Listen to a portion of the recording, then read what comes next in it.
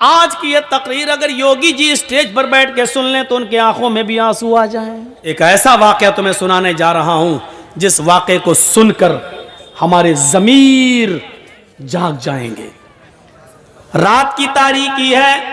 हजरत उमर रात के अंधेरे के अंदर गश्त करके देख रहे हैं कि कौन परेशान है।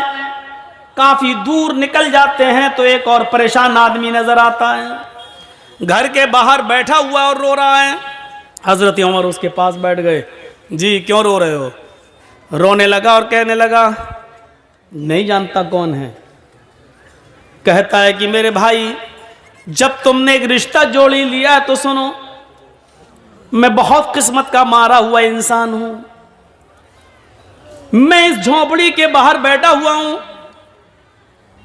अंदर मेरी बीवी रो रही है और इधर मैं रो रहा हूं। कहा क्यों, क्या बात है? कहा मेरी बीवी बहुत ही ज्यादा खूबसूरत है और मेरी गांव का एक बहुत मजबूत आदमी, पैसे में भी मजबूत है, असर और रसूख में भी मजबूत है और ताकतवर भी है। उसके आगे पीछे गुंडे भी रहते हैं। वो शख्स रात की तारीकी में आता है और मुझे मेरा कान पकड़कर घर से बाहर निकाल देता है।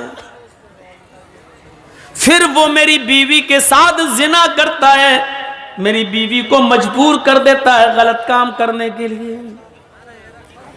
नहीं तो वो मुझे और मेरी बीवी दोनों को मारने की धमकी देता है। मेरी बीवी डर जाती है और मारे डर के वो सब कुछ कर लेती है जो उसका ज़मीर उसको गवारा नहीं करता। ओह ये प्रॉब्लम है। अभी आया था, हाँ आया था और गलत काम करके चला भी गया। हजरत उमर ने कहा मेरे भाई सच बताओ अब वो कब आएगा? कहा वो एक दिन छोड़कर आता है, आज आया है, गलत काम करके चला गया है, अब वो कल नहीं आएगा, परसों आएगा। अमीरुल मोमिनीन की नजरें आसमान की तरफ उठी और दिली दिल में कहा इलाहुल आलमीन, कितना लाचार बे अमीरुल मोमिनीन हो। मेरे दौरे खिलाफत में एक आदमी मजबूर है और वो भी इतनी बड़ी मजबूरी कि उसकी औरत की इज्जत लुटती है और बेचारा मजबूर और गरीब आदमी कुछ नहीं कर पाता। इस बात को दिल में सोचा, कहा कि सुनो परसों जब वो आएगा तो 2-3 काम करना बस। कहा क्या? कहा अपनी बीवी से कहना कि जब वो आए और तुम्हारे साथ गलत काम करने का इरादा करे और आ ही जाए तो उससे कहना कि भाई अब तो हमारा और तुम्हारा मामला बहुत करीब हो ही गया है, तुम हमारे दिल में बैठ ही चुके हो और हम तुम्हारे दिल में, तो अब रोजाना नखरे दिखाने से क्या फायदा। ऐसा करो कि ये काम तुम कर जब चाहो तब कर लिया करो, लेकिन रोशनी में मुझे अच्छा नहीं लगता है, रोशनी में मुझे मेरे पति की, मेरे शौहर की याद आती है, इसलिए चिराग बुझाकर ये गलत काम करो और मैं खुलकर तुम्हारा सपोर्ट करूंगी। इतना कहना, वो तुम्हारी बीवी की बातों में आ जाएगा और चिराग बुझा देगा, बकिया काम मैं संभाल लूंगा। वो कहने लगा क्या मतलब है तुम्हारा, बकिया काम संभाल लूंगा, क्या मतलब? कहा तुम डरो नहीं, कुछ नहीं होगा और अपनी बीवी से ये कह देना कि खाना बनाकर रखना। यार ये क्या मसला, खाने से इसका क्या ताल्लुक है? बस जो कह रहा हूं वो करना। अपनी बीवी को बोलना कि खाना बनाकर रखे और जब वो तुमसे गलत काम करने लगे तो चिराग बुझा देना बस।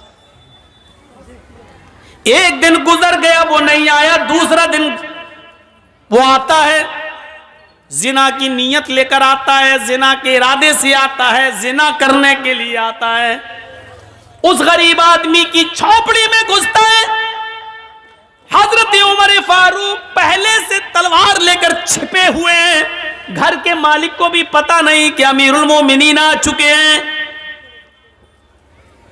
इस आदमी के आने का इंतजार कर रहे हैं।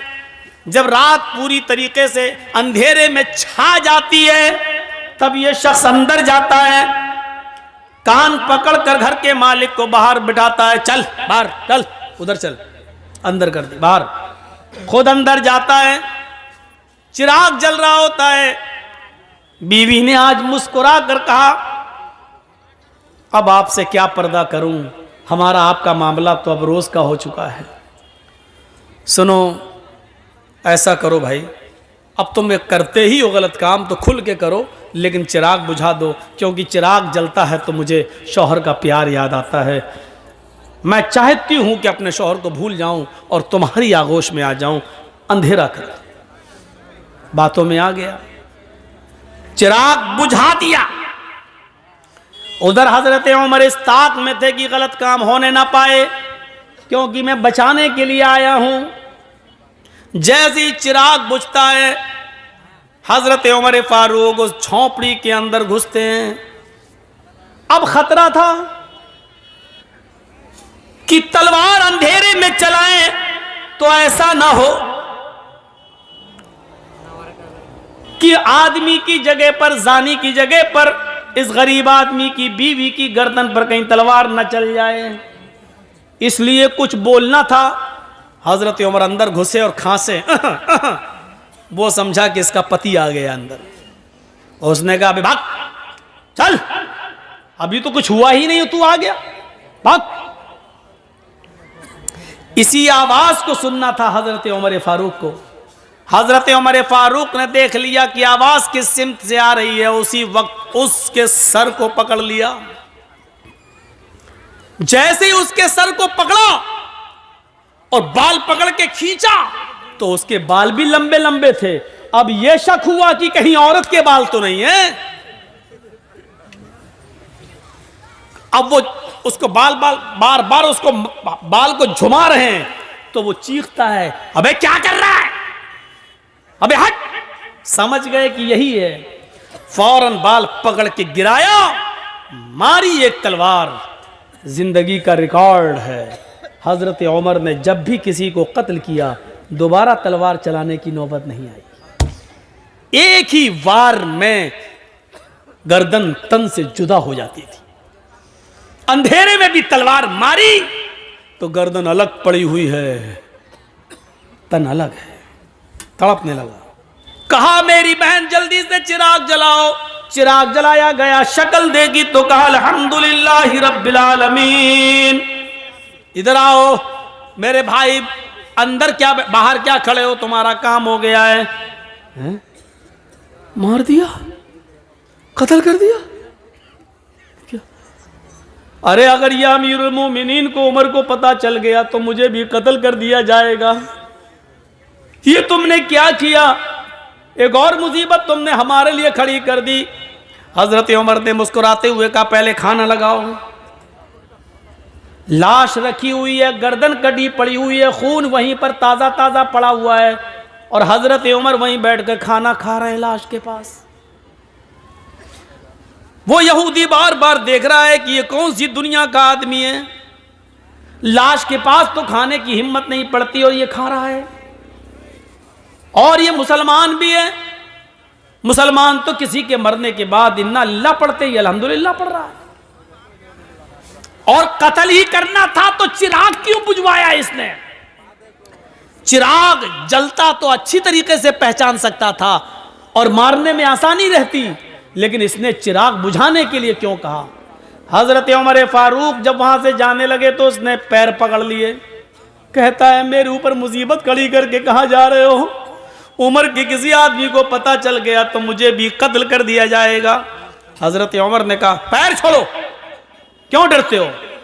क्या बात है? मैं ही उमर हूं।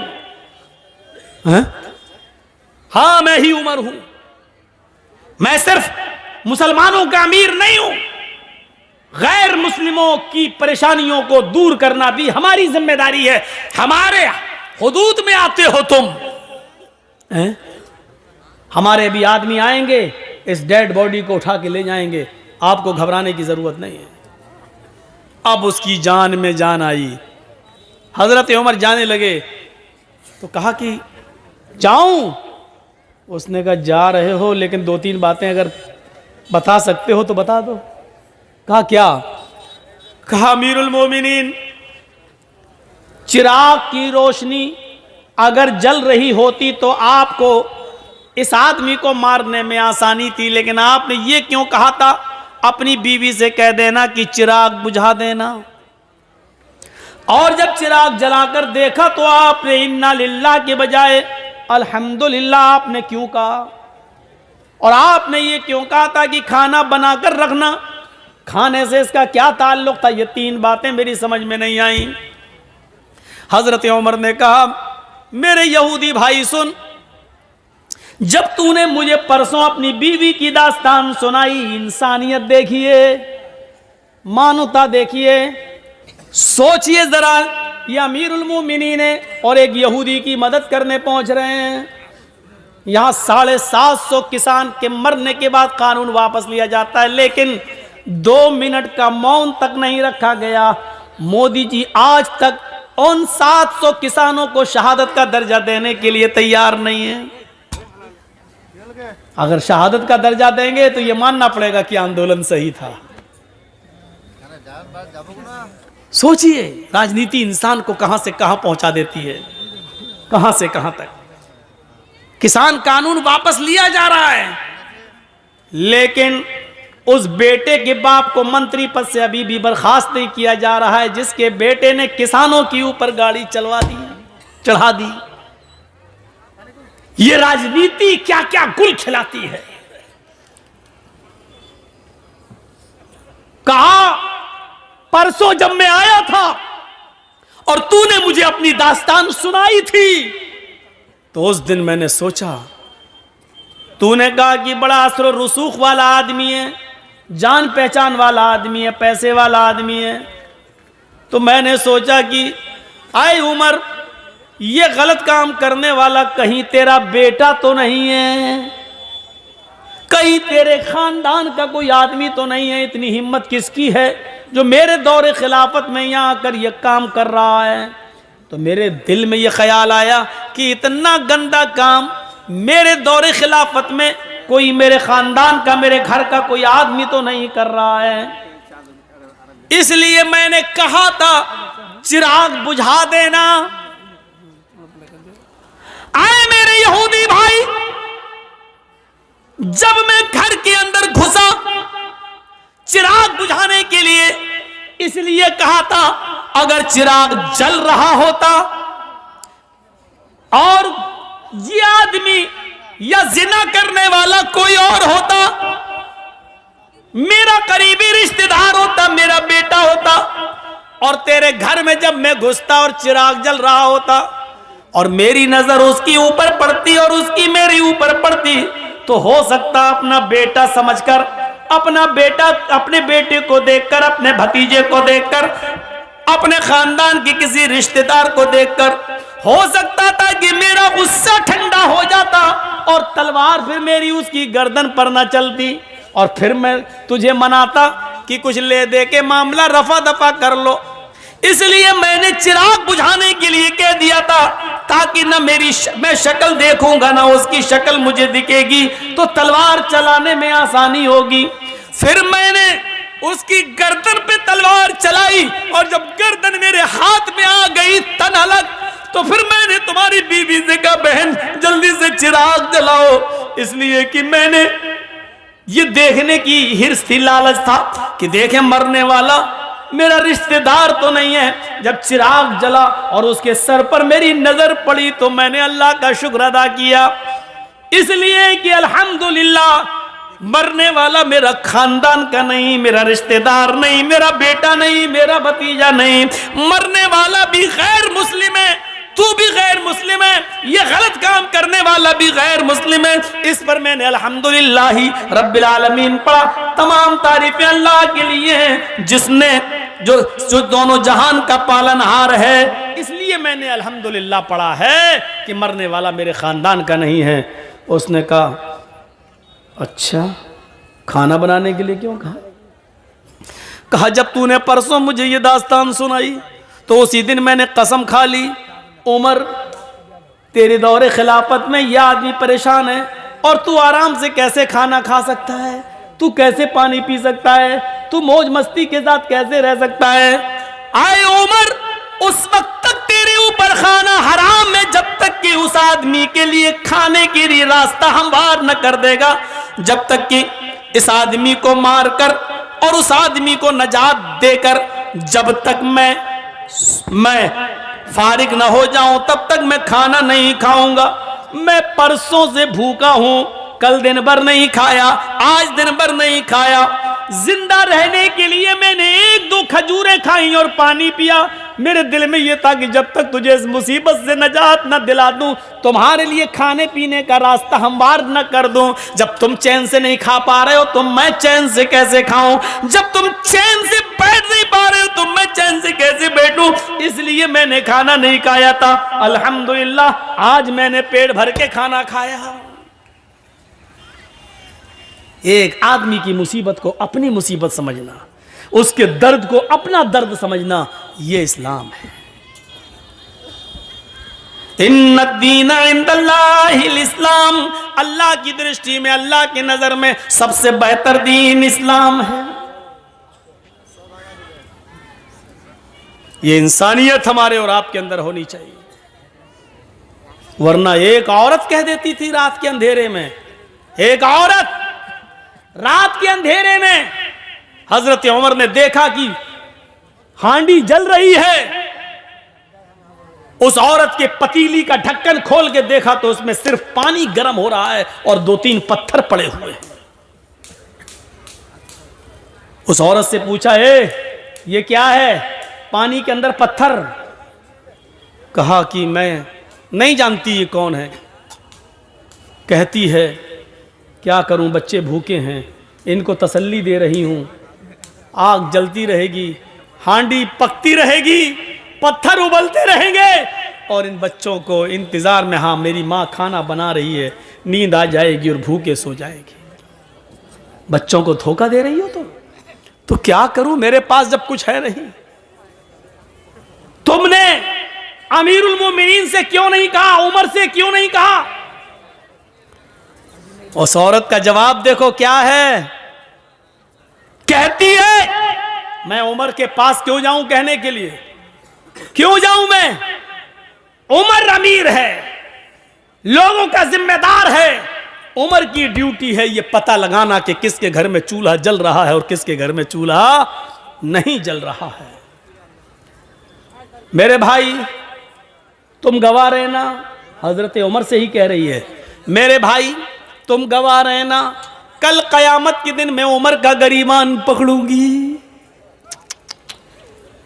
आज कोई योगी जी से कह दे देख लेंगे तुम्हें कयामत के दिन, या कुछ उल्टा सीधा एक जुमला बोल दे, जमानत नहीं होगी आपकी, राष्ट्रद्रोह का मुकदमा ठुक जाएगा। राष्ट्रद्रोह का एक तो ठोंक दो वाली भाषा और दूसरा मुकदमा।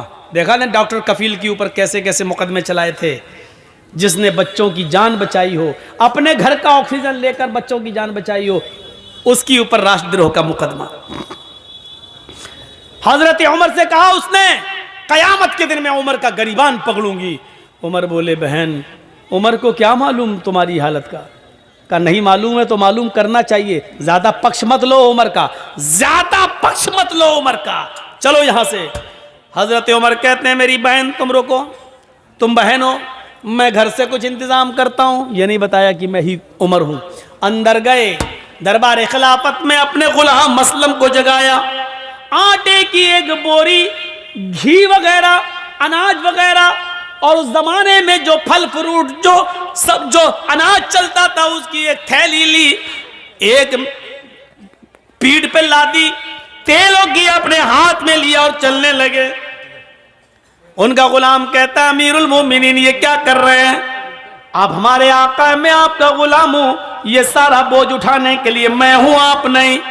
हजरत उमर ने जो जवाब दिया सुनिए, वो इस मुल्क के जिम्मेदारों के लिए जरूरी है। हजरत उमर ने जवाब दिया नहीं नहीं नहीं नहीं, कयामत के दिन उस औरत ने मेरा गरीबान पकड़ने की बात कही, तुम्हारा नहीं। इसलिए इस गल्ले की बोरी को मैं ही अपनी पीठ पर लादूंगा और मैं ही लेकर जाऊंगा। हजरत उमर उस गल्ले को लाद कर जाते हैं, अपने हाथ से आटा गूंथते हैं, अपने हाथ से सालन तैयार करते हैं, अपने हाथ से बच्चों को खाना खिलाते हैं, फिर उस औरत से कहते हैं बच्चों की मां बहन तुम भी खाना खा लो। फिर उस औरत ने खाना खाया। जब हजरत उमर फारूक ने उन सबको खाना खिला दिया और वहां से जब आने लगे तो उस औरत ने पीछे से दामन पकड़ के कहा लोग कितने बेवकूफ हैं जो उमर को खलीफा बना देते हैं। उमर के अंदर खलीफा होने वाली कोई चीज नहीं पाई गई। अरे खलीफा बनने के लायक तो आप हैं, अमीरुल मोमिनीन तो बनने के लायक आप हैं। आप रात में उठते हैं और गरीबों की देख रेख करते हैं। आपने हमारे बच्चों का पेट पाला, अल्लाह आपका पेट आपके बच्चों को आबाद रखे। हजरत उमर फारूक रोने लगे। उस औरत ने कहा तो आपने मुझे बहन कहा है और आप रो रहे हैं। आपने मेरे घर में खुशियां दी है, बच्चों को खिलाया है और मेरी वजह से आपकी आंखों में आंसू। कहा नहीं मेरी बहन तेरी वजह से आंसू नहीं, आंसू तो इन जुमलों से आए हैं कि तूने कहा कयामत के दिन में उमर का गरीबान पकड़ूंगी। मेरी बहन मैं तुझे कैसे बताऊं कि मैं ही उमर हूं, अमीरुल मोमिनीन मैं ही हूं और ये मेरी गलती है कि अब तक तेरे घर की खबरगिरी मैं नहीं कर सका। मेरी बहन कयामत के दिन अब मेरा गरीबान मत पकड़ना। मेरी बहन अल्लाह के दरबार में इतनी गवाही दे देना कि मेरा एक जुमला जब सुना तो इसने मेरे बच्चों को खिला दिया था और अपनी जिम्मेदारी पूरी की। क्या जिम्मेदार देखिए कैसा था, वो अपनी जिम्मेदारी को समझता था। हम अपनी जिम्मेदारी नहीं समझते हैं, अपना हो या पराया हर एक की खिदमत करना ये इस्लाम कहलाता है। यही इस्लाम का दर्स है, यही इस्लाम है, इसी इंसानियत का नाम इस्लाम है। हम भूल जाते हैं, हम फरामोश कर देते हैं। 4 साल हो जाते हैं हजरत उमर फारूक को। 10 साल तो खिलाफत की है, 10 साल में 4 साल ऐसे गुजरे कि रात के अंधेरे में रोजाना एक घर में जाते। एक सहाबी है हजरत तुफैल दौसी, कबीले दौस से उनका ताल्लुक। उनको शक होता है कि उमर ये रात को रोजाना कहां जाते हैं। पूछ पूछ के थक गए लेकिन हजरत उमर ने नहीं बताया कि मैं रात को कहां जाता हूं। एक दिन तुफैल दौसी को तजस्सुस सूझ गया, देखें कहां जाता है उमर। रात की तारीकी में, रात के अंधेरे में जासूसी करने लगे। हजरत उमर आगे आगे जा रहे हैं, तुफैल दौसी पीछे पीछे पेड़ से छुप छुप के कि उमर मुझे देख न लें। हजरत उमर दाएं बाएं देख रहे हैं लेकिन इनको पीछे का कोई आदमी दिखाई नहीं दे रहा है। चल दिए 4-5 मील दूर एक बियाबान आबादी में, आज बियाबान जगह आ जाते हैं। 5-6 झोपड़ियों के अलावा वहां कुछ नहीं है। एक झोपड़ी में चिराग जल रहा था। हजरत उमर फारूक ने दाएं बाएं देखा कि मुझे कोई नहीं देख रहा, उस झोपड़ी के अंदर घुस जाते हैं। तो तुफैल दौसी को शक हो गया कि उमर इतनी रात में इस झोपड़ी में क्या करने गया। इंसान की फितरत है, रात के अंधेरे में आप भी अगर दाएं बाएं देखें और कोई ना आपको देख रहा हो, चुपके से आप किसी घर में घुस जाएं, वो भी रात के अंधेरे में, तो मेरे दिल में तो तरह तरह के ख्यालात उठेंगे ही कि आप क्यों गए, इतनी रात में क्यों जा रहे हैं। तुफैल दौसी कहते हैं कि मैं उमर के निकलने का इंतजार करने लगा कि इतनी रात में उमर इस घर में क्या करता है और रोजाना आता है क्या करता है। काफी देर के बाद उस झोपड़ी से जब हजरत उमर निकले और सीधे चले गए, तुफैल दौसी ने कहा जा रहे हैं जाने दो, मैं झोपड़ी में जाके देखूं कि इसमें क्या है।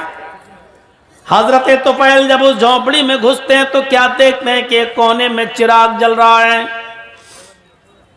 उस चिराग के पास खजूर के पत्तों की बनी हुई एक चटाई बिछी हुई है। उस चटाई के ऊपर कोई लेटा हुआ है। करीब गए तो पता चलता है कि एक औरत है और करीब जाते हैं तो पता चलता है कि वो बूढ़ी औरत है। और करीब गए तो क्या देखते हैं कि वो तो आंखों से अंधी है, दांत उसके मुंह में नहीं है और हाथों से कोड़ी और पैरों से लंगड़ी है। हजरत तुफैल उसके पास बैठ जाते हैं और कहते हैं माँ। उसने कहा जी क्या मैं तुमसे कुछ पूछना चाहूं तुम बताओगी? उसने कहा बोलो बेटा। कहा ये आदमी जो तुम्हारे पास आया है और अभी अभी यहां से गया है, ये कौन है? क्या तुम इसको जानती हो? क्या तुमने कभी इसको देखा है? कहा नहीं, मैं आंखों से अंधी हूं, मैं क्यों मैं कैसे देख सकती हूं? कहा मां मुझे जल्दी बताओ कि ये आदमी यहां आता है तो कम से कम तुम्हें बताया तो होगा कि मैं कौन हूं। कहा नहीं मेरे बेटे, ये आदमी यहां 4 साल से बराबर कंटिन्यू आता है, चाहे कितनी बारिश हो, चाहे कितनी आंधी हो, चाहे कितना तूफान हो, चाहे कुछ भी हो, लेकिन ये यहां जरूर आता है। लेकिन 4 साल से आज तक इसने मुझे अपना नाम नहीं बताया। यहां तो 100 रुपए मदरसे में चंदा देते हैं तो नाम के साथ देते हैं कि फला साहब ने दिया है। ऐलान करो मौलाना साहब, 1000 रुपए चंदा देते हैं तो उसमें भी हमें शोहरत चाहिए, फला ने दिया। और यहां बैठे रहते हैं कंपटीशन में, मेरा दुश्मन कितना दे रहा है, अगर उसने 1 दिया तो उसको दिखाने के लिए हम 1200 देंगे, हम 1500 देंगे। ये कंपटीशन है हमारे यहां। सब नेकी बेकार। ये सिस्टम ही पहली बात तो हमें गलत लगता है कि लाइए मौलाना साहब ये 100 रुपए लीजिए, मेरे अब्बू के लिए दुआ कर दी, अल्लाह उनको जन्नत दे। अरे आप मदरसे को चंदा दीजिए, आप दिल में नियत कर लीजिए कि मैं अपने बाप की तरफ से दे रहा हूं, आपको सवाब मिलेगा। मौलाना साहब से नाम ले लेकर क्यों दुआ करवा रहे हो?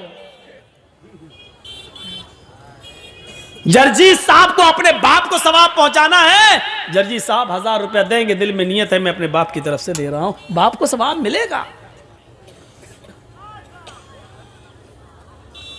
20 साल हो गई तकरीरें करते करते, यही बताते बताते, लेकिन नहीं बदली जा रही ये बात।